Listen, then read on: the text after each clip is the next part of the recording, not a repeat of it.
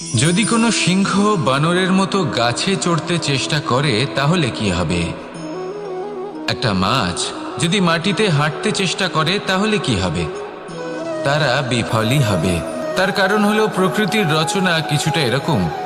এখানে প্রত্যেকটি ব্যক্তিকে, প্রত্যেকটি প্রাণীকে আলাদা আলাদা গুণের অধিকারী করা হয়েছে এবং সকলকে একটা সীমাও প্রদান করা হয়েছে। পশু পাখি এদের মধ্যে সেই ক্ষমতাই নেই যে এরা নিজেদের যাচাই করতে পারবে, নিজেদের সীমাগুলো বুঝতে পারবে, নিজেদের সদ্গুণগুলো চিনতে পারবে। এরা সেটা করতে পারবে না। কিন্তু মানুষ তো আলাদা। মানুষের কাছে সেই বিশেষ শক্তি আছে যে তারা পূর্ণরূপে নিজেদের যাচাই করতে পারবে, নিজেকে পূর্ণরূপে বুঝতে পারবে, নিজের দোষ, নিজের অপগুণ, নিজের সদ্গুণ, নিজেদের সীমাগুলো তারা বুঝতে পারবে। আর এটা অত্যন্ত গুরুত্বপূর্ণ।